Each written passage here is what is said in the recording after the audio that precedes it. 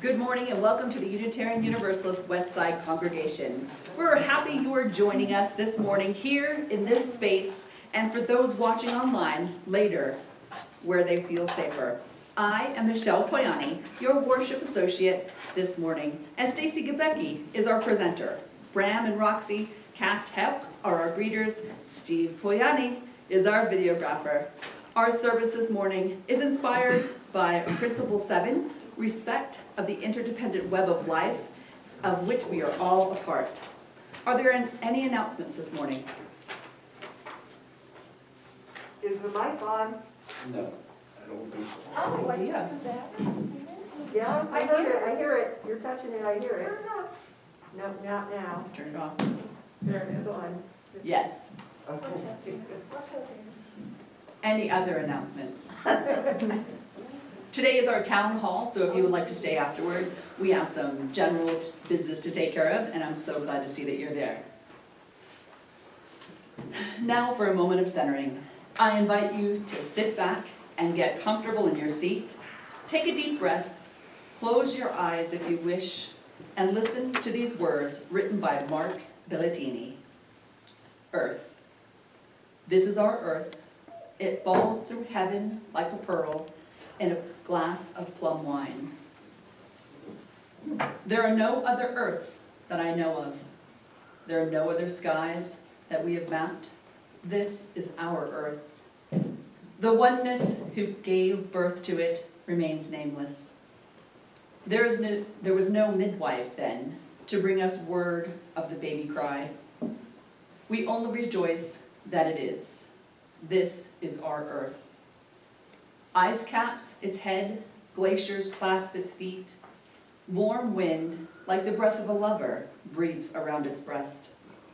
Mountains thrust up into the clouds, bringing joy. Storms blow across its shores, bringing fear. Silvery fish capture sunlight and bring it down into the deep.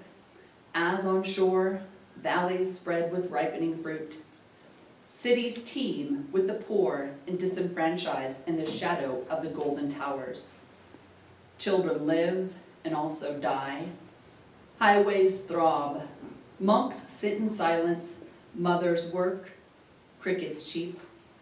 Teachers plan. Engineers design. Fathers write letters. People marry with and without the blessings of the law. People cry. They laugh and brood and worry and wait. This is our earth. There are no other earths. Before its wonder, philosophers fall silent. Before its mystery, poets admit their words are shadow, not light. And all the great names religious teachers have left to us, Ishtar, Terra Mater, Suchness, Wakantanka, Gia, suddenly refuse to announce themselves. And so we all fall silent, entering the time where words end and reality begins. Take another deep breath, open your eyes, and rejoin us in this space. Please stand as you are able and join us in lighting of our chalice. The words are found in your program.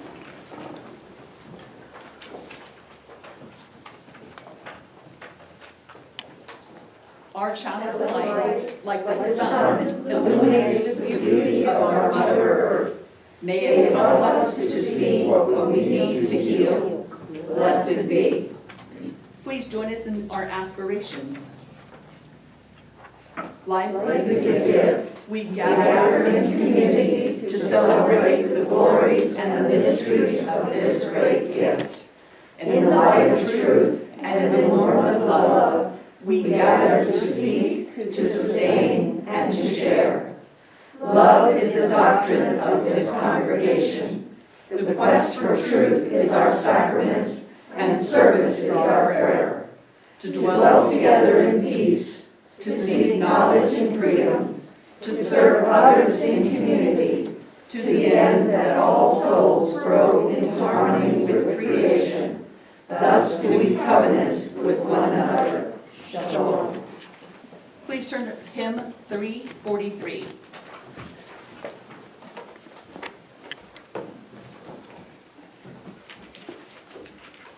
A Fire Mist and a Planet.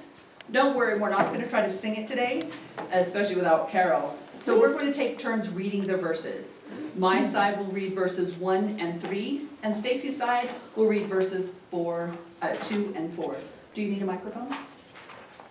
Yeah, Nah, okay. I think we can do it. Fire, Mist, and the Planet. So my side, your side. My side, your side, my side, your side. Begin. A fire mist and a planet, a crystal and a cell, a starfish and a spring, the caves where the ancients dwelt, the sense of law and beauty, a face turned from the sod. Some call it evolution, and others call it God. Haze on the far horizon, the infinite tender sky, the ripe rich tints of cornfields, and wild geese sailing high, and over high and low land, the charm of goldenrod. Some people call it autumn, and others call it God. Like tides on crescent sun beach, where moons are so new and thin, into our hearts' high yearnings, come welling, surging in. Come from the mystic ocean, whose rim no foot has trod. Some people call it longing, others call it God. A century lone and frozen, a mother starved for her brood, and Socrates read Hemlock, and Jesus on the rood, and millions who, though nameless, the straight hard path they try. Some call it consecration, and others call it God. Please be seated.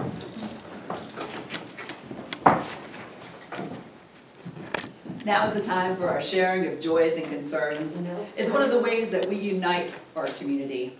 We love to share in our joy, and we hope to support you in your concern and make it easier to bear. If you raise your hand, I will bring you the mic, and Stacie will light a candle for each joy and concern. We light the last candle for those joys and concerns that remain unspoken in our heart. A joy shared is a joy doubled. A sorrow shared is a sorrow halved.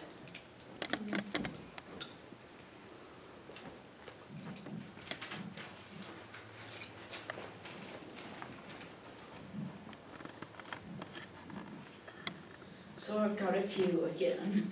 My husband continues to struggle with this many health problems.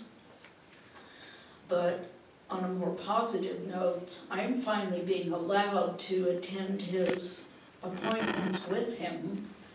And we went to see the urologist, and she actually included me in the conversation, and that made me feel a whole lot better. So we have the cardiologist next week. I hope that goes as well.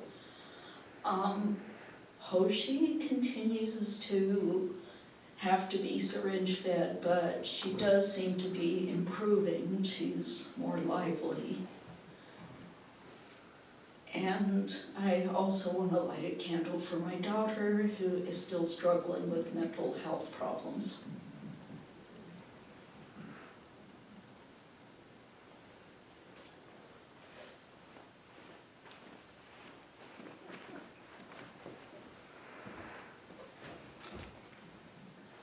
We now light the red candle for all those affected by racial injustice and violence.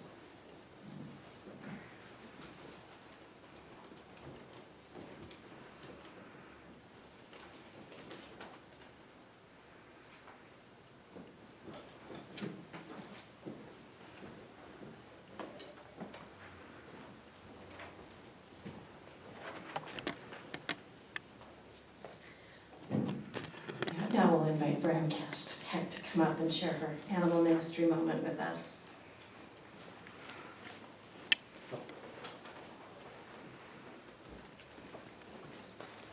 This is a dog named Mario, and he's hanging out of the back window of a car. I'm introducing myself because according to my pack leader, You are riding our butts so closely that you must want to get to know us. I want to get to know you too. My pack leader also says we're surrounded by idiots. Nice to meet you, idiot. My name is Mario.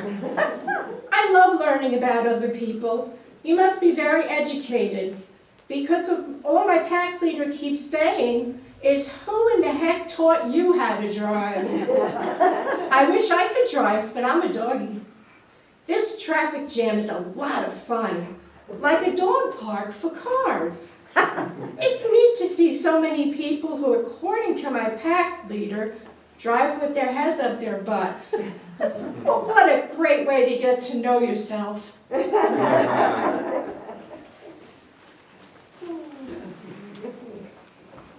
And now a story for all ages. I know many of you are very familiar with this book. It is by Dr. Seuss, The Lorax. Oh.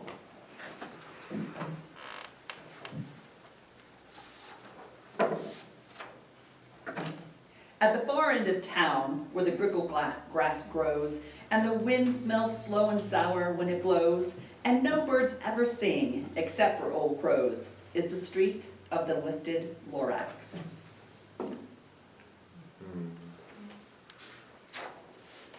The deep of the grickle glass, some people say, if you look deep enough, you can see it today. Where the Lorax once stood, just as long as it could, before somebody lifted the Lorax away. What was the Lorax, and why was it there? And why was it lifted and taken somewhere? From the far end of town where the grickle grass grows, the old onceler still lives there. Ask him, he knows.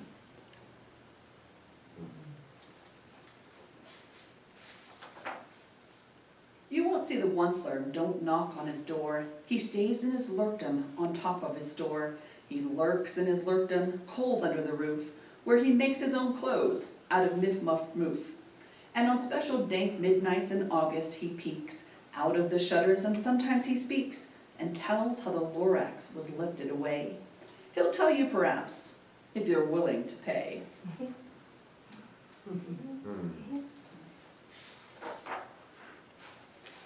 On the end of a rope he lets down a tin pail, and you have to toss in 15 cents and a nail, and a shell of the great-great-grandfather snail.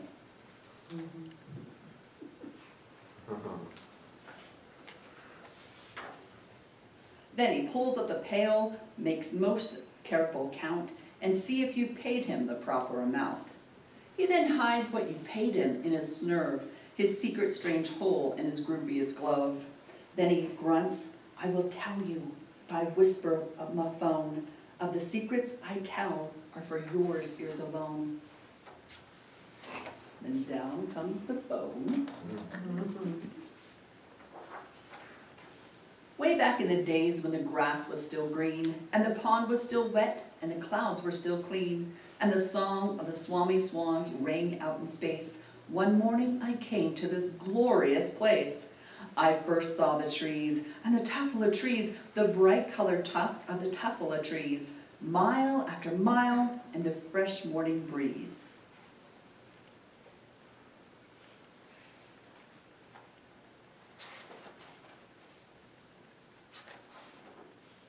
But those trees, those tafula trees, all my life I've been searching for trees such as these. The touch of their tops was much softer than silk, and they had a sweet smell and a fresh butterfly milk. I felt a great leaping, a joy of my heart. I just knew what to do. I unloaded my cart.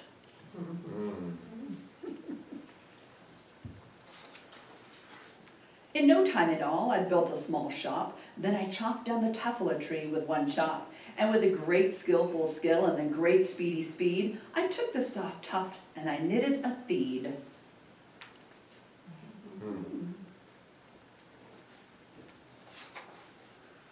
The instant I finished, I heard a gazump. I looked up, I saw something pop out of a stump. Of the tree I chopped down was sort of a man. Describe him, it's hard, I don't know if I can. He was shortish and oldish and brownish and mossy, and he spoke with a voice that was sharpish and bossy.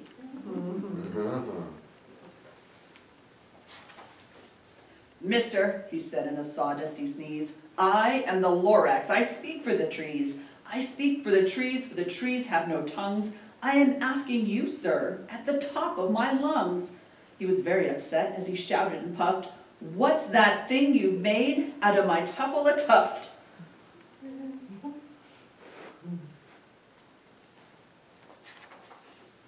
Look, Lorax, I said, there's no cause for alarm. I chopped just one tree. I'm doing no harm. I'm quite useful. This thing is a theed. A theed is a fine something that all people need. It's a shirt, it's a sock, it's a glove, it's a hat. But it has other uses. Yes, far beyond that. You can use it for carpets, for pillows, for sheets, for curtains or covers on bicycle seats. The Lorax said, Sir, you are crazy with greed. There is no one on earth who would buy that fool feed.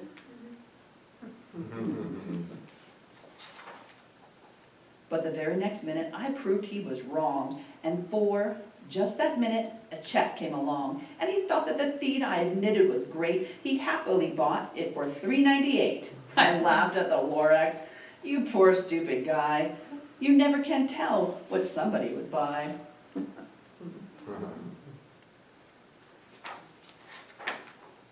I repeat, cried the Lorax, I speak for the trees.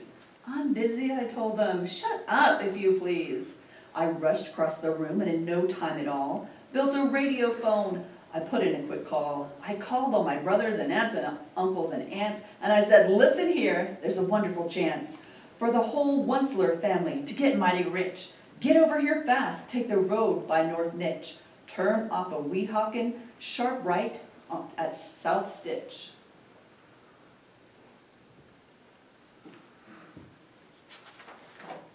And in no time at all, in the factory I built, the Onceler family was working full tilt. We were all knitting feeds as busy as bees to the sound of the chopping of the tuffula trees.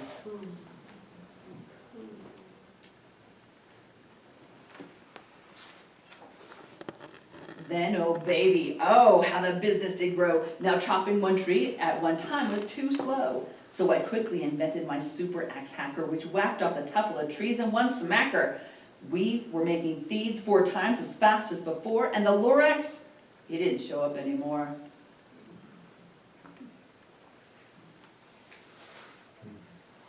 By the next week, we knocked on my new office door. He snapped, I'm the Lorax who speaks for the trees, which you seem to be chopping as fast as you please, but I'm also in charge of the brown barbaloots, who played on the shade of the barbaloot suits and happily lived eating tuffula fruits. Now, thanks to your hacking my trees to the ground, there's not enough tuffula fruit to go around, and more poor babaloots are all getting the crummies because they have gas and no food for their tummies.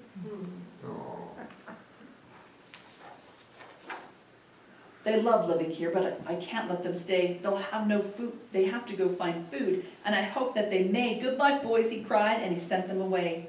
I, the Onceler, felt sad as I watched them all go, but business is business, and business must grow, regardless of crummies and tummies, you know.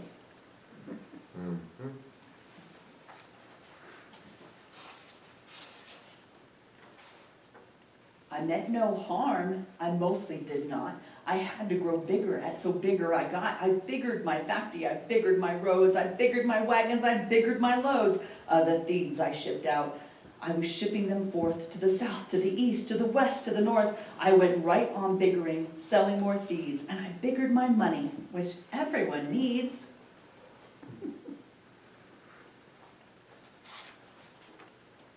Then again he came back. I was fixing some pipes, and that old nuisance Lorax came with more gripes. I am the Lorax, he coughed and he whiffed. He sneezed and he snuffled and he snargled and sniffed. Onceler, he cried with a jufferless croak. Onceler, you're making such a smog and a smoke. My poor snow-made swans, why, they can't sing a note. No one can sing who has smog in his throat.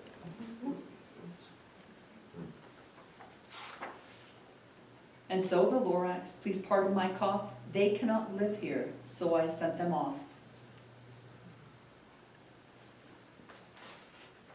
What's more, snapped the Lorax, his dander was up. Let me say a few words about the gluppity glup. Your machine chugs on day and night without stop, making gluppity glup So also schluppity schlup. And what do you do with this leftover goo? I'll show you, you dirty old Onceler man, you.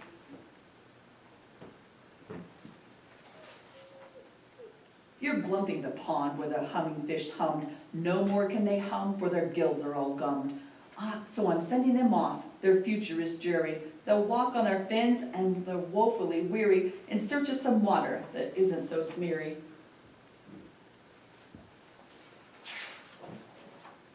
And then I got mad. I got terribly mad. I yelled at the Lorix, now listen here, Dad.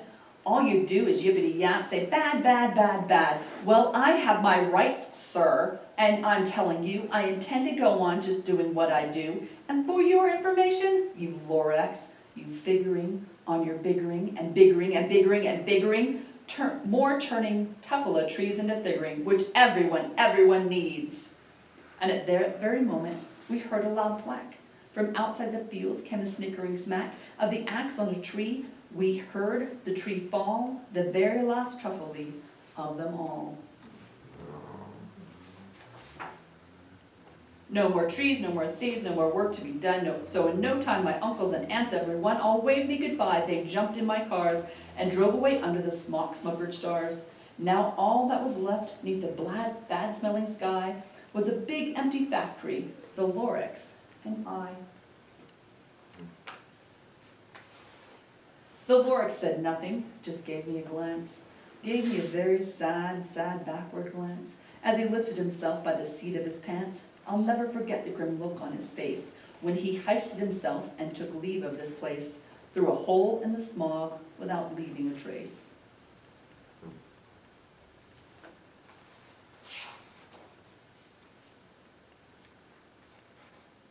And all that the Lorix left here in this mess was a small pile of rocks with one word, unless. Whatever that meant, well, I couldn't guess. That was a long ago, but each day since that day, I've sat here and worried away. Through the years, while my buildings have fallen apart, I've worried about it with all of my heart. But now, said the Onceler, now that you're here, the word of the Lorix seems perfectly clear. Unless someone like you cares a whole lot, nothing is going to get better. It's not.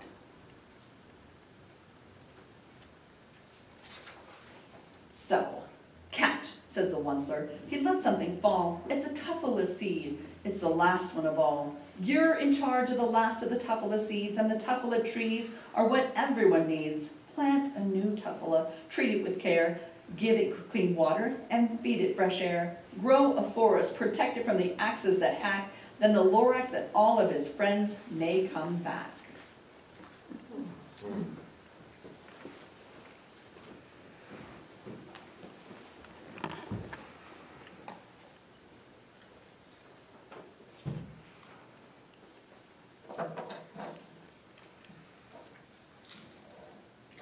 For today's Black History Moment, I have chosen to highlight George Washington Carver. It is a bit long, but I felt his life deserved the time to appreciate what he gave to everyone. In 1855, his mother Mary was bought by Moses Carver. He was opposed to slavery, but needed help on his farm in Diamond, Missouri. Mary was 13 at the time. In 1864, she gave birth to George, and a few months later, she, her daughter, and George were kidnapped by slave raiders and sold in Kentucky. Moses, with help from his neighbor, eventually found George. George and his brother James were raised by Moses and his wife Susan as their own children.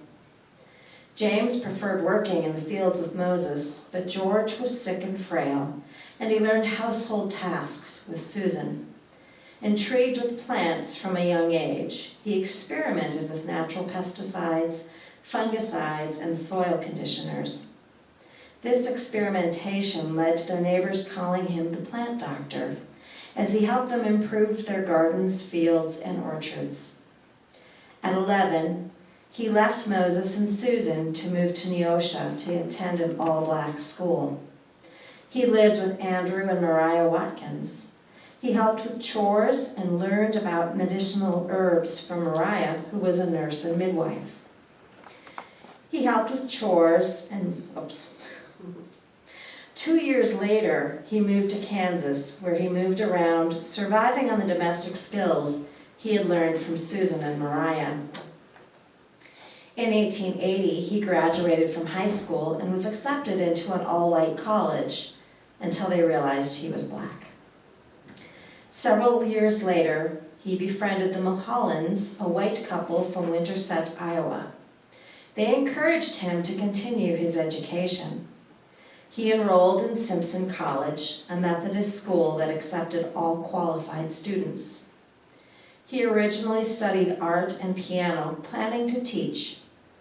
However, at a bud, one of his professors convinced him to study botany.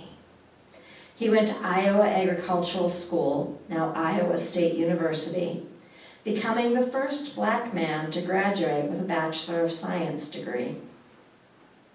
He impressed his professors with his studies on fungal infections of soybean plants, and they asked him to stay on for graduate studies. He worked with famed mycologist L.H. Pamel at the Iowa State Experimental Station, honing his skills at identifying and treating plant diseases. He earned his Master of Agricultural degree in 1896. He received many offers, but accepted an offer to work with Booker T. Washington at Tuskegee Institute, now Tuskegee University in Alabama. This relationship led George adding Washington to his name. The university's trustees were convinced to start an agricultural school to be run by George in order to keep their all-black faculty. George would work and live there for the rest of his life. Over time, he helped poor farmers learn to enrich their soil with swamp muck instead of fertilizer, and to feed their hogs with acorns instead of commercial feed. Through his studies, he discovered that years of growing cotton had depleted the soil, but by planting nitrogen-fixing plants like peanuts, soybeans, and sweet potatoes, the soil could be restored and cotton could once again grow and thrive. He invented the Jessup wagon, a horse-drawn classroom to demonstrate soil chemistry. He set out to find other uses for the surpluses of peanuts, soybeans, and sweet potatoes. He invented flours, vinegar, stains, inks, and dyes from sweet potatoes. He found more than 300 uses for peanuts, including milk, Worcestershire sauce, cooking and salad oils, paper, soaps, cosmetics, and peanut-based medicines, including antiseptics, laxatives, and goiter medicines. In 1921, he appeared before the House Ways and Means Committee on behalf of the peanut industry. His descriptions of the wide range of uses earned him a standing ovation, and the committee approved a high protected tariff for the peanut. His last 2 decades were spent trying to help others. He traveled in the South to help promote racial harmony, and traveled to India to meet with Mahatma Gandhi to discuss nutrition. He released 44 bulletins from 1898 to 1943. He reported on research findings, cultivation information for farmers, science for teachers, and recipes for housewives. He died on January 5, 1943, at 78 years of age. He was buried next to Booker T. Washington. A few months later, Franklin Delano Roosevelt signed legislation for Carver to receive his own monument. The George Washington Carver National Monument now stands in Diamond, Missouri. He was posthumously inducted into the National Inventors Hall of Fame. Each week, we collect donations to keep our doors open. Is there anyone who needs the basket?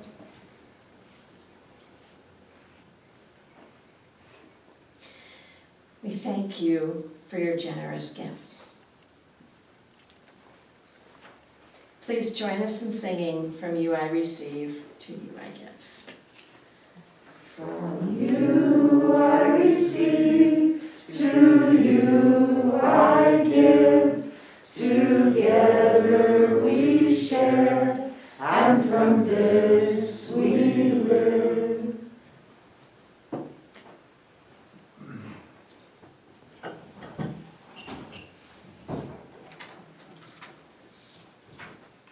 It is human nature to seek physical comfort. We don't generally like to be too hot or too cold. Over the millennia, our ancestors found ways to clothe themselves. They used animal hides and fur to stay warm, sheared sheep to get wool to spin into yarn, to make knitted and crocheted items, and learned to create fabrics to stay warm or to be cooler. They went from exposed nomadic lives in rough shelters and caves to farming communities, pueblos, wooden structures, adobe bricks, and stone masonry. They went from open windows to filling those openings with glass. Native Americans had a variety of shelters, from longhouses, hogans, pueblos, teepees, and igloos. The white European settlers moving into the Dakota Territory to homestead built homes out of sod, and in the raging winter storms, brought the livestock in to provide more warmth. Homes and buildings were built into stone cliffs, like we see in the ruins of Mesa Verde. Humans got good at adapting to their surroundings and the materials at hand. In hot climates, adobe walls were built very thickly to insulate against the summer heat, helping to keep the homes cooler. The thick walls also helped keep the homes warmer in the winter. In wooded areas, thick logs were used to build sturdy homes, and with chinking placed between the logs, the homes were warm in the winter and cooler in the summer. Ways to insulate were improved upon. Fireplaces and stoves provided not only ways to cook, but to also heat homes in the cold months. And windows were planned for cross breezes in the summer months. Eventually, electricity was brought into most homes in industrial nations. This allowed for electric and gas furnaces to replace coal-burning stoves and furnaces, and for evaporative coolers and central air conditioning. Cars replaced horses with the comfort of being protected from rain, snow, wind, heat, and cold. Some even pay extra for car seat warmers. When we see warmer than normal temperatures and sunny blue skies, it's tough not to see it as an invitation to play outside. To go for walks without heavy coats, to hike, to ride a bike, to just sit outside and read a book is just so enjoyable. I certainly can't blame my friends and family still living in the Dakotas and Minnesota for appreciating milder winters. Milder winters is subjective here. If you have never experienced a true upper Midwestern winter, then their mild is frigid to you. I left North Dakota in February of 1988. The temperature in Fargo that morning was 50 degrees below zero. And when I got to Philadelphia that afternoon, it was 50 degrees above zero. 100 degrees in a matter of hours. In 1988, sub-zero temperatures in February were normal. At 0 degrees with no wind chill, we put on swimsuits and snow boots to play volleyball in the snow. We were a little crazy. Now, I knew I had lost my North Dakota thick blood in 1990. I had gone back to visit for Christmas, and 0 was now quite frigid. Growing up in North Dakota for 18 years, I knew the winters as long and brutal. We often had snow by the middle of October, and that snow was still on the ground to melt in the end of April. In North Dakota, you can legally have studded snow tires on your car from October 15th to April 15th, as long as there is snow on the ground. Most winters, the predominant storms are Alberta clippers, and from the end of November to the end of February, they didn't bring snow. They were a wind-driven storm off the tundra of Alberta, Canada. They created whiteout conditions with the snow on the ground, but the air was too cold to snow. At least not until it got to around Minneapolis and warmed up a bit. The coldest day I remember in Fargo was during one of these storms. January 11th, 1982, the wind chill factor high for the day was 98 degrees below zero. If you have never experienced that level of cold, you just can't even imagine it. And if you have, you can't forget it. You can't get your home warm at that temperature. You can't go outside without hurting your lungs just by taking a breath. Any exposed skin is frozen in seconds, and the air is so cold that it burns. There is no dressing for those temperatures. There is no going outside to enjoy outdoor sports. And because of the wind being outside without ropes tied to you in a structure, you can, and many have, gotten turned around and died, feet away from a structure they could no longer see. For this reason, it is hard to fault anyone who lives there for enjoying slightly milder winters. When I lived in Fargo, the average snowfall was 60 inches. This was due in part to those 3 months of too cold to snow storms. Since the mid to late 1990s, the slight warming trend has resulted in more snowfall as more of the storms over that 3 months now drop snow. This now means more snow melting all at the same time. This is actually problematic. In 1997, a milder winter led to 120 inches of snow, melting in early March instead of late April. The problem here is that the snow melts and flows into the Red River, which flows north into Canada on its way to the Hudson Bay. That early in the year means that the river is frozen solid at the border. This was the case in 1997. The water had nowhere to go except backwards and over its banks. The land around the river is flat prairie. In Fargo, the water was within 3 feet of the top of the dike. Evacuations of the elderly were underway, including many of my family. And the only trauma center for the entire state of North Dakota scrambled to find safe places for their patients. Many were flown to the Mayo Clinic, but they still had more to evacuate. Finally, in desperation, the call was made to a hospital in Winnipeg, Manitoba. They agreed to take the rest of the patients in need of critical care. Now they had to get them there. They didn't have time to make multiple flights with their small aircraft. They figured they had less than 2 hours. Grand Forks Air Force Base was contacted for a medically equipped plane to come down to Hector to load patients and fly them to Canada. As they were preparing to go, the levees around Grand Forks gave way.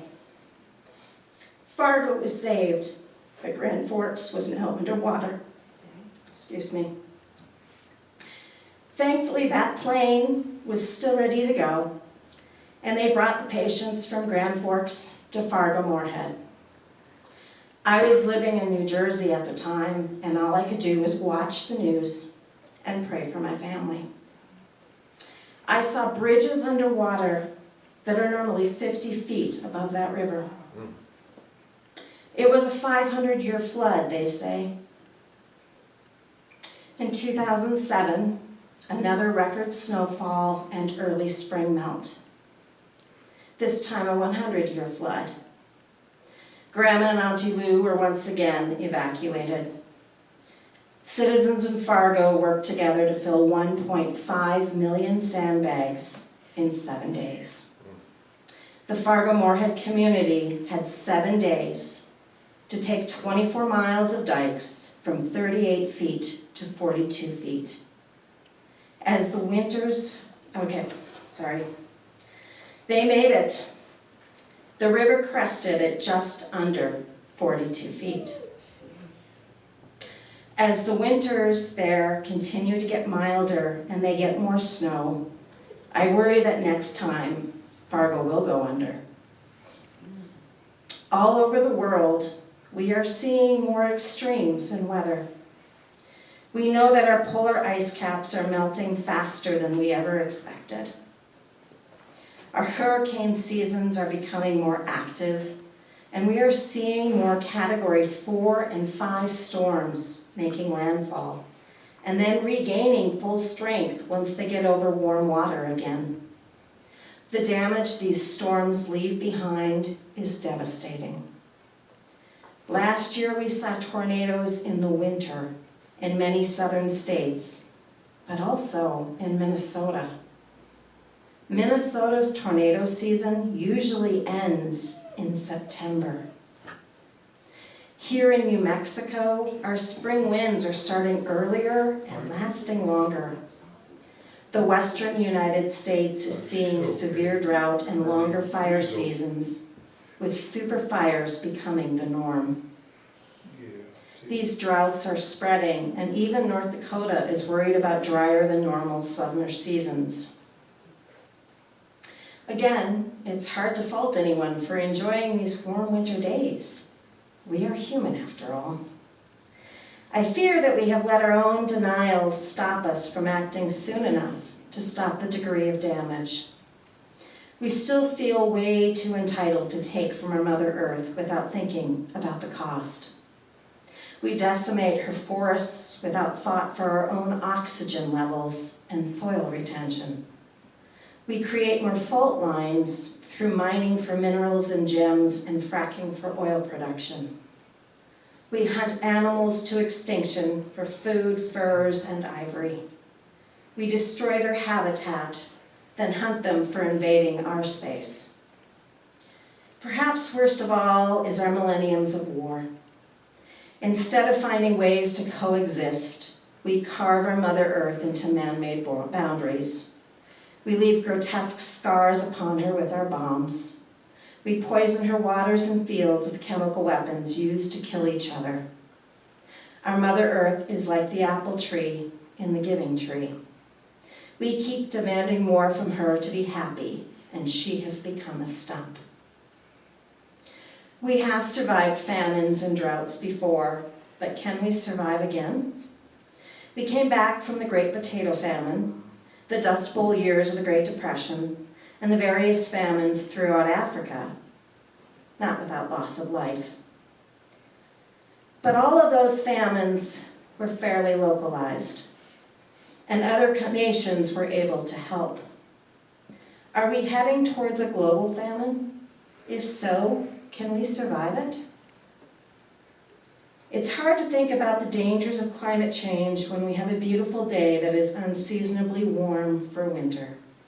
It's hard not to see it as an invitation to play. I can't stop wondering if it is Mother Nature's version of wait until your father gets home. We keep playing with fire as our mother tries desperately to cool herself down. We ignore the science, and the polar vortex sinks deeper into the southern states.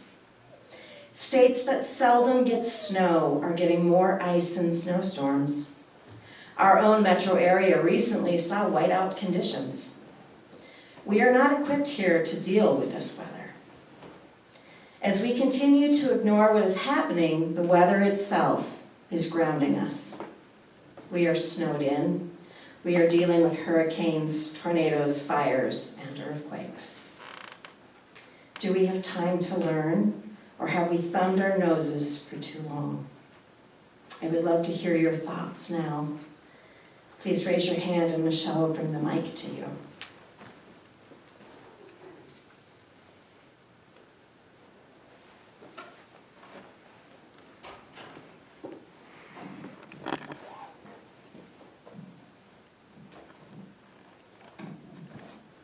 Right before you brought up the extinction of animals, it popped into my head like a light bulb. It's not just that we miss the species, it's that all the way down the line, what they do naturally gets interrupted. Absolutely. I never really wanted children, and fortunately Brent feels the same way. We kind of have animals as our children. But in one way I'm glad I don't have children, because I'm afraid for them as the years go by and things get worse in the earth, what's going to happen. And the thing I don't understand is that the people in power, a lot of them do have children, and they have grandchildren. I'm thinking of one idiot. And I don't understand how they don't think of the welfare of their kids and their grandchildren. I think they often think that their wealth protects them and insulates them from the consequences of what's going on.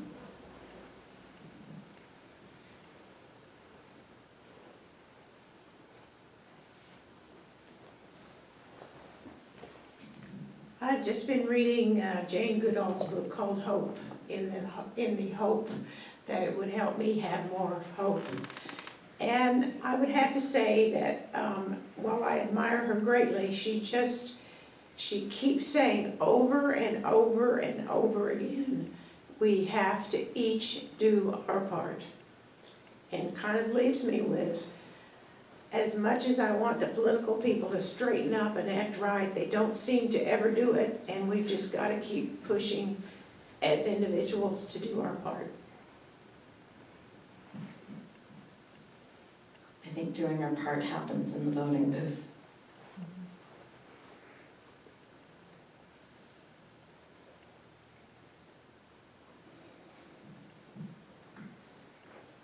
Please stand as you are able and turn to hymn number 21, For the Beauty of the Earth. We do know this song, and I know we can sing it, even if it isn't perfect. Perfection is overrated anyway.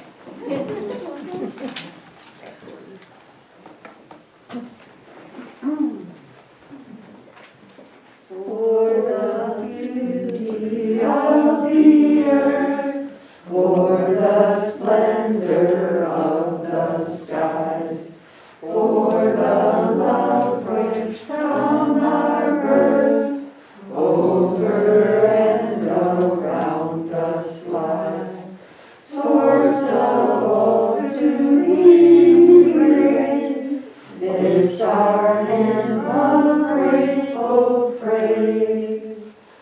For the joy of ear and eye, for the heart and mind's delight, for the mystic harmony, linking sense to sound and sight, source of all to thee praise, this our hymn of grateful praise.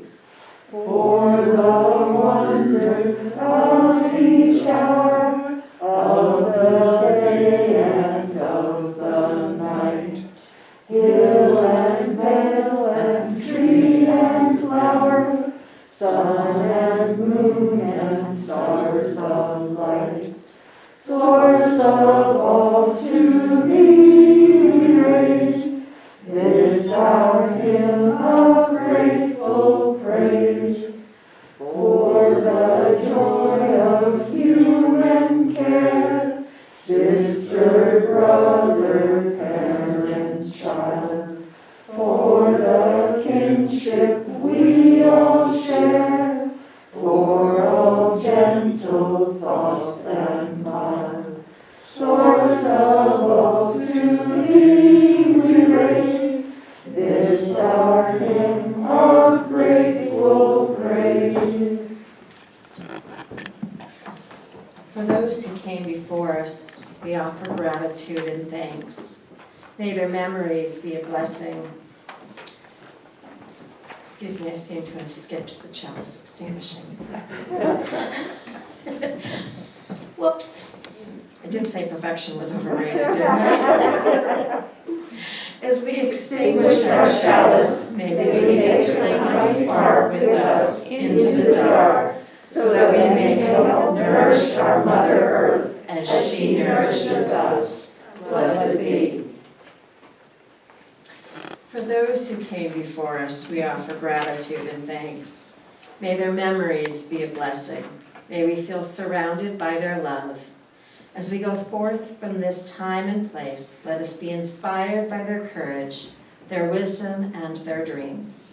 Let us honor them by doing the work of living boldly, loving mightily, and creating heaven on earth. Amen, and blessed be. Please turn towards each other as we sing our closing song. Go now in peace, go now in peace. May the spirit of love surround you everywhere, everywhere.